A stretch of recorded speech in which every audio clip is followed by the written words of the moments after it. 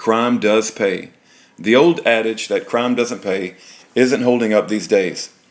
I worked hard in school, saved my money, followed the law, didn't develop destructive habits, bought a home at 19, got married, volunteered in the community, built a successful business from scratch, and had two healthy, happy children. Then all of a sudden, the feds classified veterans, unconstitutionalists, Bible believers, and third-party candidate supporters as the new terror threat, and before I know it, I'm bankrupt, my wife and children are left to fend for themselves, and I'm sentenced to 27 years in prison. My biggest mistake was thinking that if I don't break the law, I have nothing to worry about. That's not how it works. And if you think it is, everyone from the prison guard to the judge is going to laugh at you for being so naive. Then they are going to take your life away while keeping up the show for the next sucker. If you don't believe me, you will by the time the feds are done with you. And I'm not some I'm not some one-off case. I'm in an entire unit that's full of political prisoners who didn't break the law. Now let's look at someone whose life choices are evidently much more acceptable to the feds. Gerald Olson, their stooge. This guy started robbing and swindling people very early in life. By the time he was middle-aged, he got it down to a science and moved to Alaska to avoid all his victims in the lower 48 who wanted restitution. He then roamed from Kinney to Deadhorse, ripping people off. He put dozens of little old ladies in the poorhouse by posing as a contractor bidding on home repairs. He would then take half the money up front and never be seen again. He ran a similar scam where he posed as a logger selling cabin kits. Again, he'd get half down and then split. His other move was to rent heavy equipment and then go back a few days later and claim it had been stolen. He'd made good money by repainting the machinery, putting different stickers on it, and then selling it or just using it himself. There are literally hundreds of civil judgments against him. He has multiple convictions for evidence tampering, and he's a drug dealer.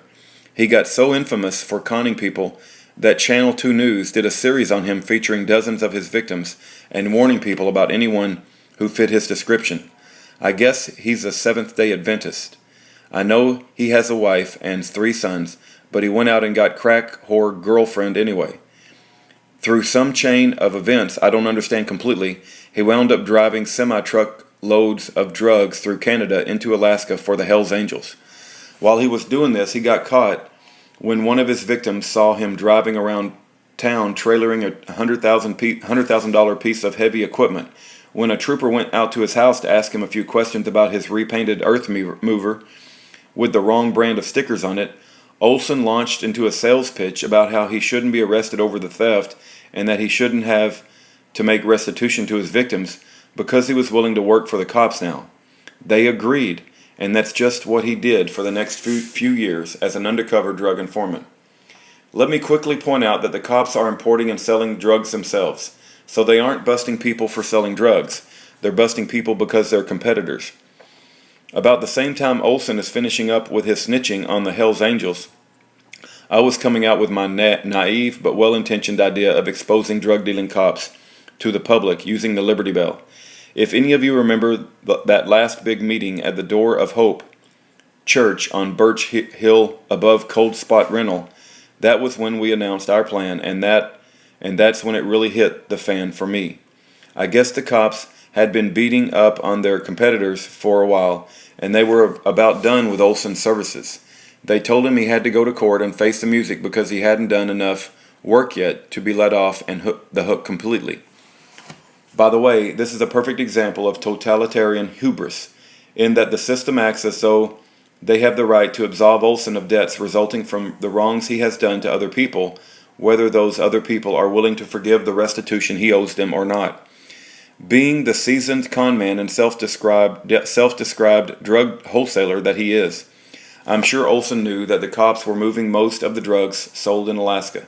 He also knew all about what I was doing, because everything I ever did was highly publicized. Not wanting to have to make it right by his victims and realizing that the cops didn't want to be ousted for drug dealing by some kid in a tweed hat, Olson offered to put his skills as an evidence-tampering con man to work and set me up. All the informants before Olson had struck out because I didn't do illegal stuff, but innocent victims was Olson's specialty. He'd robbed little old ladies out of their retirement with elaborate scams. Now he was going to rob Marty of her husband, Seth and Bree of their daddy, and me of my freedom and good name. His handlers couldn't have been more proud of their boy Olson. If he could get rid of Schaeffer Cox and keep the drug-dealing cops in business, his new colleagues would keep him out of prison, move him to a new town where U.S. Marshals would wait on him hand and foot, pay all his expenses, and on top of all of it, they'd tell all his victims to take a hike because they weren't getting a dime of restitution out of the cop's new business partner, Olson. Olson delivered his claimed ability to frame an innocent man. He also stole $30,000 worth of gold coins from us in the process. I'm going to pause here on page 11.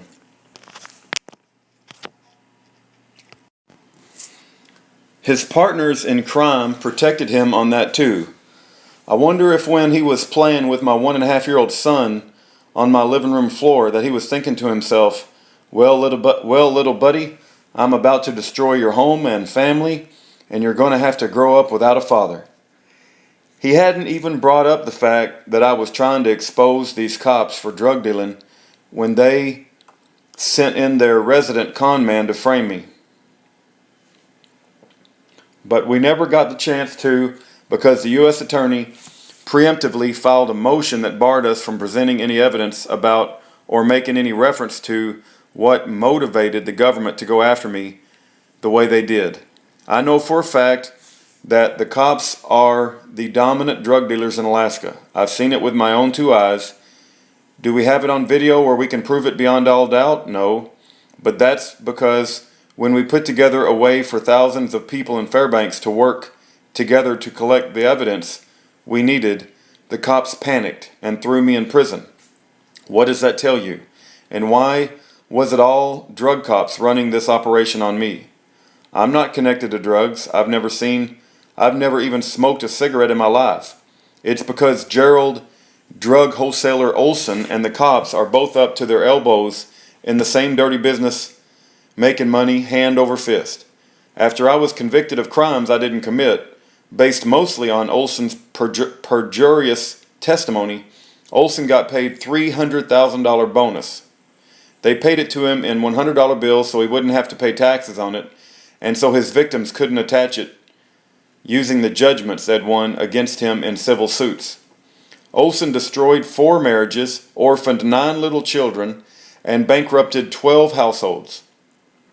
It was the most profitable gig of his whole career. He's living large somewhere with an expense account and a driver courtesy of the feds. So you tell me, does crime pay? You could say that I did the right thing, followed the law, and that there was absolutely no benefit whatsoever. You could say that I would have been better off to have been a crook like Olson. By the numbers, you'd be right. But our founding fathers pledged their lives, their fortunes, and their sacred honor to the noble cause of liberty. I've basically lost my life. I've absolutely lost my fortune. But you know what? I haven't lost my sacred honor. And I wouldn't trade places with Olson or his handlers for all the legal immunity and drug money in the world.